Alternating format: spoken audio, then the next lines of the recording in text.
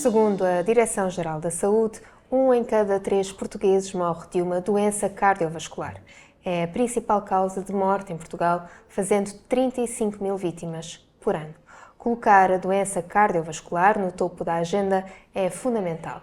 Vamos hoje conversar com o professor Dr. Hélder Pereira, que iniciou recentemente o seu mandato enquanto presidente da Sociedade Portuguesa de Cardiologia.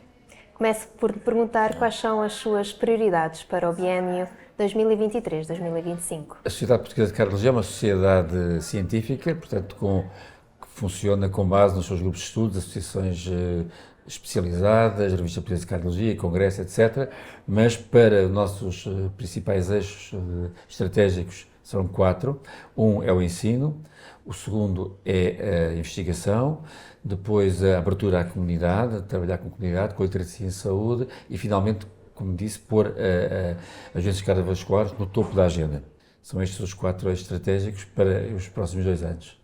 Como é que podemos combater e reduzir as doenças cardiovasculares e também a taxa de mortalidade associada, tendo em conta que é a doença que mais mata não só em Portugal, mas no mundo? É verdade que é. Às vezes não há essa percepção a nível da população e há a percepção de que a grande mortalidade está associada ao cancro. Assusta mais, mas é verdade, as doenças cardiovasculares são a principal causa de morte.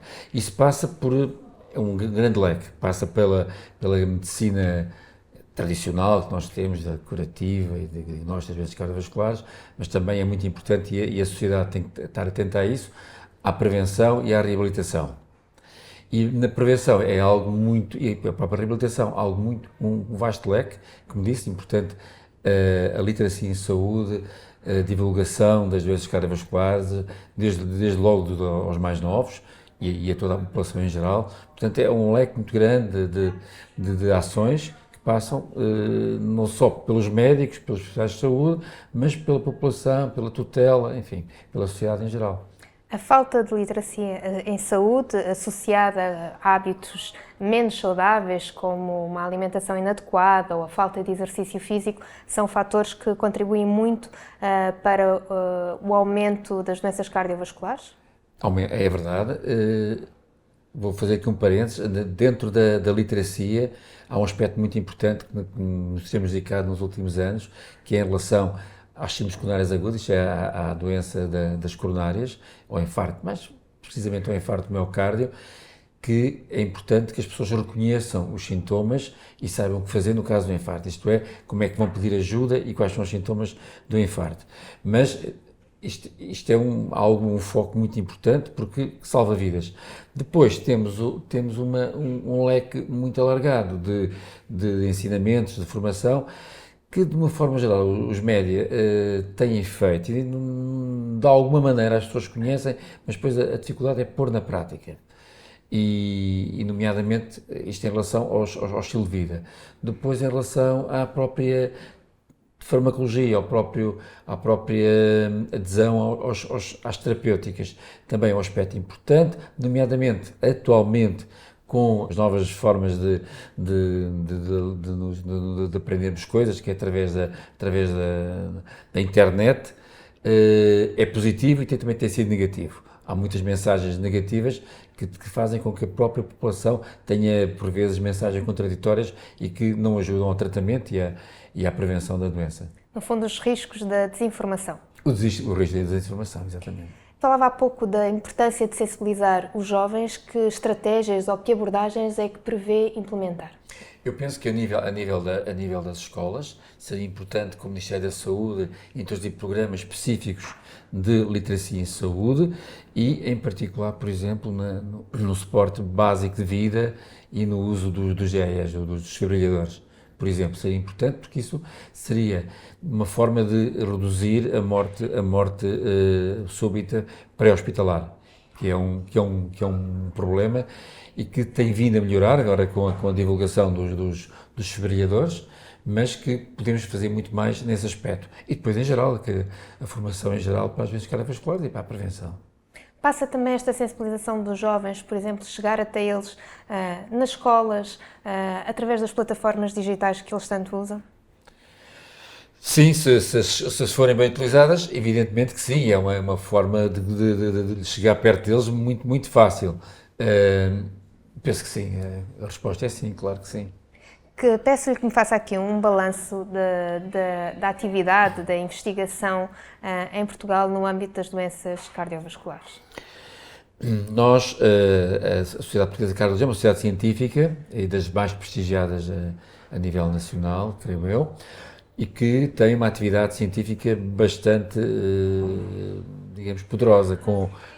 Nós participamos em muitos estudos internacionais, muitos projetos da própria iniciativa do investigador, e temos um CNCDC, que é o Centro Nacional de Coleção de Dados em Cardiologia, onde temos uma base de dados com milhares de doentes, que é algo que será muito importante para nós do ponto de vista da investigação. E mais recentemente, o Biobanco. Ambos estão localizados em Coimbra. Em relação à base de dados e à coleção de dados em cardiologia, o que atingimos é extraordinário, mas está longe daquilo que desejávamos. Nós gostaríamos muito de ter bases de dados semelhantes ao que acontece, por exemplo, na Suécia, no norte da Europa, tem bases de dados poderosíssimas, e isso consegue-se, parte de nós, dos profissionais de saúde, na recolha de dados, na correção, de como eles são recolhidos, mas também tem que ver depois com uma estrutura externa à Sociedade Portuguesa de Cardiologia e aos profissionais de saúde, que é o Ministério da Saúde. Seria muito importante sentirmos apoiados pelo Ministério, pela Direção-Geral de Saúde, para conseguirmos ter dados de qualidade. Isto é, os países em que os registros são obrigatórios têm dados de grande qualidade, e isso era algo que nós ambicionámos acontecer em Portugal e que vamos lutar para que aconteça. Por outro lado, depois, os próprios profissionais que a nível dos hospitais introduzem os dados, é sempre aquele bocadinho de tempo que sobra, e as pessoas já estão ocupadas com tantas atividades que muitas vezes isso não funciona. Seria importante também profissionalizar isto é, remunerar quem faz essa atividade para ela ter grande qualidade, e nós podemos exigir. Como é que os dados podem ajudar, de facto, o trabalho médico, a investigação?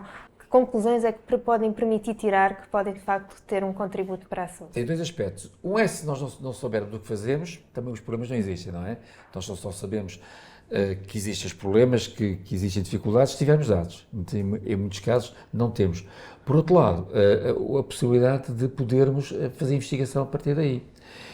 A investigação clássica em estudos aleatorizados é muito dispendiosa, e há bons resultados. O exemplo que eu lhe dei do Norte da Europa, da Suécia, tem que o Suidarte, eles têm uma base de dados de grande qualidade e fazem já estudos aleatorizados com base em registros de alta qualidade, com custos muitíssimo inferiores e com resultados consistentes e que põem em evidência a medicina. Considera que quer a digitalização, quer a própria inteligência artificial podem também contribuir nesta análise dos dados? Sem dúvida. Digitalização, sim. Nós já temos, aliás, em Portugal, nesse aspecto, o sistema informático da saúde está relativamente bem desenvolvido, portanto, temos é que melhorá-lo. A inteligência artificial vai, sem dúvida, ajudar muito. A inteligência artificial, possivelmente no futuro, vai conseguir, através mesmo de dados escritos, ir retirar dados. Hoje, para nós termos dados, temos que fazer campo a campo, a dar uma resposta específica sobre cada item. No futuro, e já há experiências que mostram isso, é possível, através de um texto corrido, tirar dados e pô-los numa base de dados. E depois, acredita que podemos ter diagnósticos mais rápidos e mais precisos graças à inteligência artificial? Isso é outro aspecto. Não tenho dúvida nenhuma, nem sequer é uma questão de fé, é uma questão, é o futuro. Penso que sim.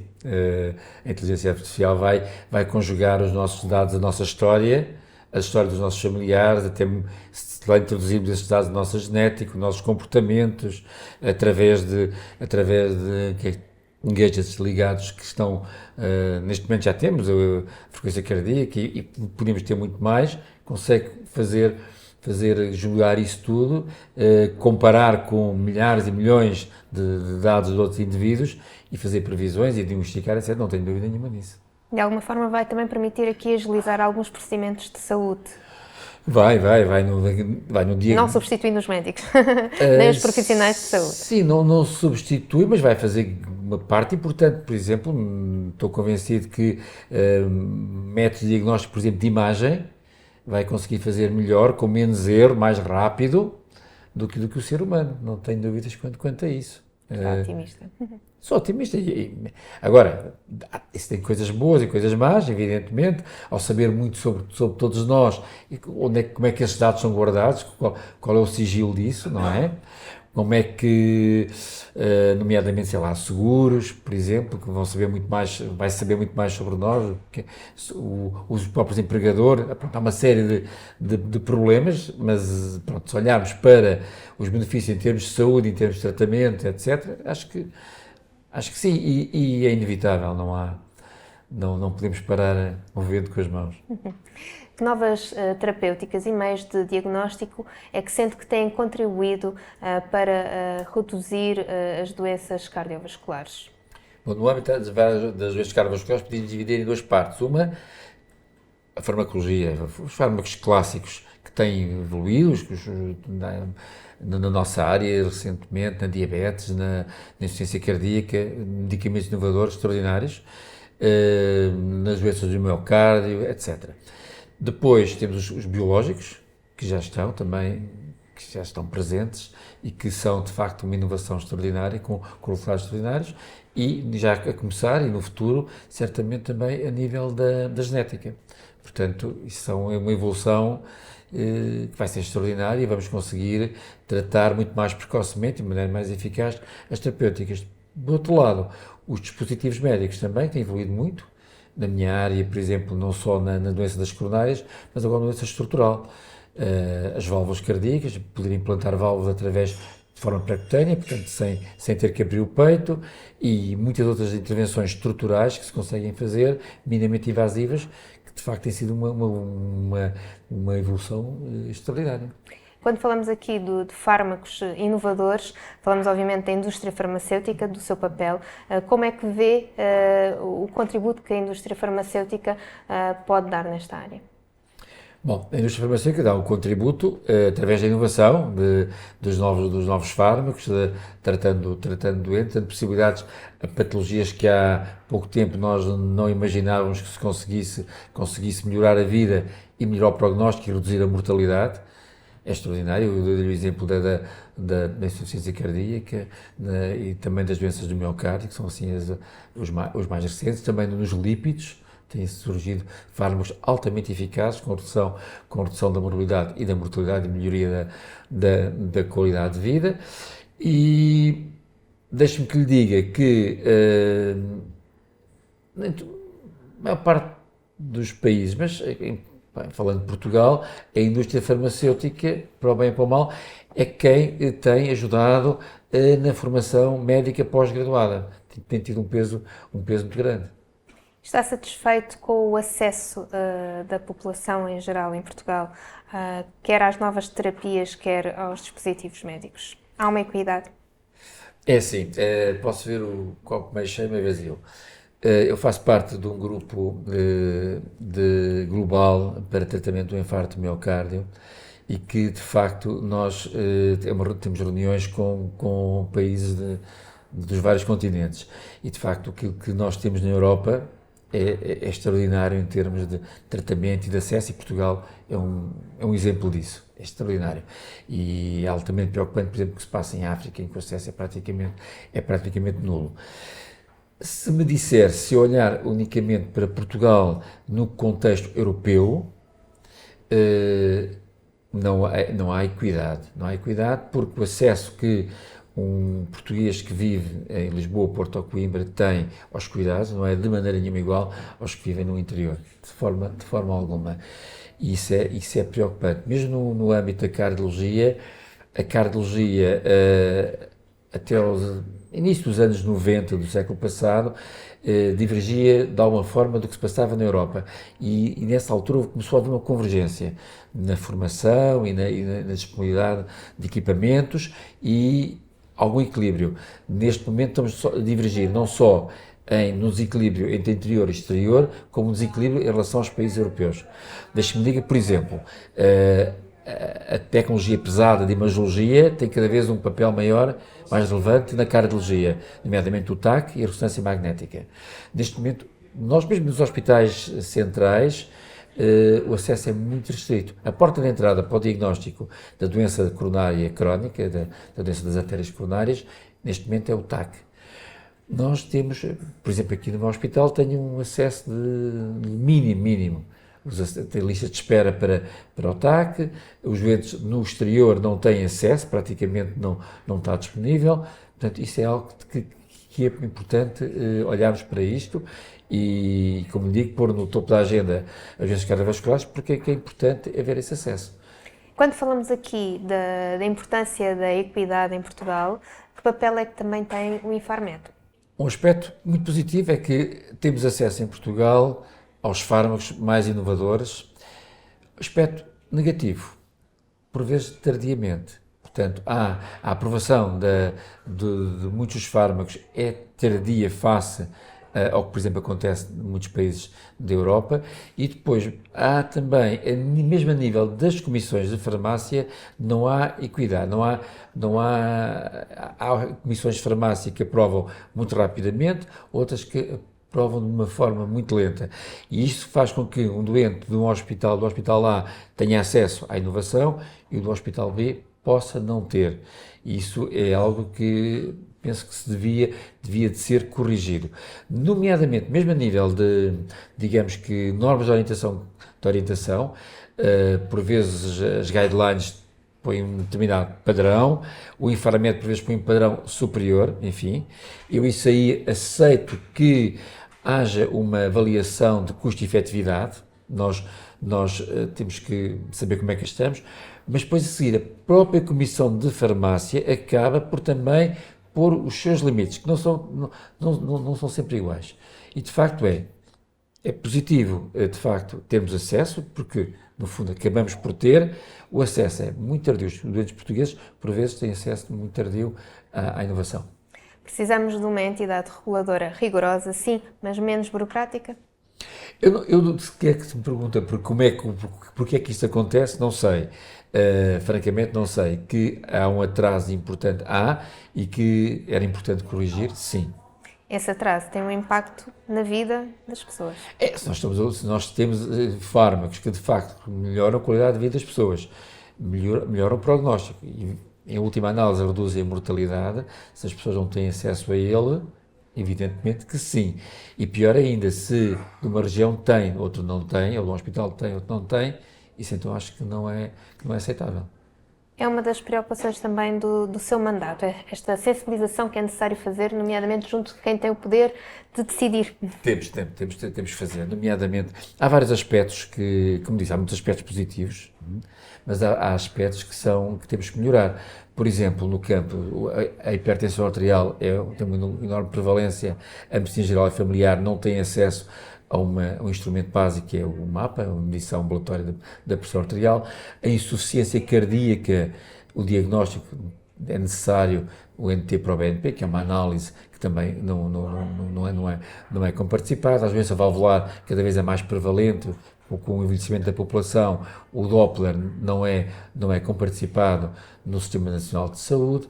Enfim, há uma série de instrumentos que são muito importantes, por exemplo, para a medicina geral familiar, nomeadamente para a medicina geral familiar, nos diferenciar aos doentes, que faz com que haja aqui uma disfunção do sistema, porque por não havendo acesso, o doente é enviado para o hospital, faz com que o hospital, que já está sobrecarregado, esteja ali, ele próprio não consegue dar resposta. Enfim, há aqui coisas que nós, penso que com medidas focalizadas, conseguiremos melhorar muito o acesso e sobretudo, a eficiência do nosso trabalho. Há pouco falava na importância da formação e eu aproveito para lhe perguntar o que é exatamente a Academia Cardiovascular, porque julgo que muitas pessoas desconhecem. A Academia Cardiovascular é o centro de formação que está no Porto e é o principal organismo de formação pós-graduada de doenças cardiovasculares em Portugal. e temos muito orgulho dela tem se desenvolvido muito. Nós desejamos ainda melhor, desejamos agora passar para a simulação. A simulação, nós, um pouco à semelhança do que acontece na aviação, cada vez mais nós, quem faz, por exemplo, técnicas invasivas, acontece com os pilotos, começam na simulação, depois é que passam para o avião real. E nós vai acontecer o mesmo, inevitavelmente, a nível da intervenção, mesmo da imagiologia, portanto gostaríamos de alargar a academia à simulação, embora já tenham feito algumas experiências nessa área, e gostaríamos também que a academia se alargasse para fora de Portugal, na formação e também para os países da língua portuguesa. Como eu falei há pouco de África, de facto, acho que é um papel importante, será ajudar esses países na formação. E hoje, com possibilidades digitais e do 5G e da internet de alta velocidade, penso que conseguiremos contribuir para isso. Nós, neste momento, não temos ainda centros de simulação na área das doenças cardiovasculares. Há simulação nas faculdades, em simulação, fazemos cursos de simulação pontuais, nomeadamente com o apoio da indústria, a Madeira tem um centro de simulação, enfim, há alguns centros, mas assim uma estrutura para formação de princípio ao fim, isto é, fazer um curso na formação, a formação ser feita, por exemplo, na minha área da carros de intervenção, através da simulação, ainda não existe. E gostaríamos, seria interessante que isso acontecesse. E é preciso criar mais parcerias internacionais também nesta área? Nós temos fortes parcerias com a Sociedade Europeia de Cardiologia, estamos a fortalecer com a Sociedade Brasileira, nós com a Sociedade Brasileira e com os países africanos, enfim, e também Timor e Macau, somos mais de 300 milhões. Isso é uma força enorme, nós juntos somos muito mais do que trabalhar separadamente. Isso é um aspecto também que vamos tentar reforçar. Com os meios que temos, com as terapêuticas que hoje existem, também é possível fazer mais e melhor? Isso é um assunto que me é muito querido, é fazer com aquilo que temos, melhorar, sobretudo a nível da organização. Sou champion europeu para uma iniciativa que é o Stand Save a Life, que é exatamente, neste momento é uma iniciativa até global, Europa, América do Sul, Ásia e África, e que visa, de facto, melhorar o acesso à angioplastia primária, que é a melhor forma de tratar o infarto agudo do miocárdio, e que passa em dois campos. Um deles é através da população, a sensibilização da população, a pessoa saber o que é o infarto, quais são os sintomas do infarto, e saber o que fazer, nomeadamente ligar para o 112, que é a maneira de ter acesso direto aos hospitais que fazem angioplastia primária. Porque neste momento, se o indivíduo vai para os seus próprios meios para um hospital, entra naquele sistema de triagem, mesmo o hospital que faça angioplastia primária perde imenso tempo, e se vai para um hospital que não tem angioplastia primária, então perde imenso tempo porque tem que fazer um transporte secundário que nesta fase em Portugal não está bem organizado. É um problema que, aliás, é um dos problemas que a sociedade vai ter que discutir com o Ministério da Saúde. Já houve uma altura que teve melhor porque era assegurado pelo INEM, depois o INEM deixou de ter essa missão e, de facto, é um problema em Portugal, perde-se muito tempo aí e tempo é miocárdio e aumenta, evidentemente, a mortalidade. E depois, além da população, é a nível do próprio sistema de saúde, isto que eu lhe estou a dizer, este transporte secundário e a formação dos profissionais que estão nas urgências, as pessoas perceberem que se cada um fizer o doente perder 5 minutos, que parece que não é nada, tudo somado é muito tempo, enfim, tornar o sistema, o que temos, operacional, a funcionar bem. Mais ágil também. Mais ágil, exatamente. Muito obrigada pelo seu contributo nesta matéria que diz respeito a todos nós. Desejo-lhe um mandato com muito sucesso. Quanto a nós, no próximo mês temos um novo convidado e um novo tema. Continua a acompanhar as nossas entrevistas no site da Apifarma.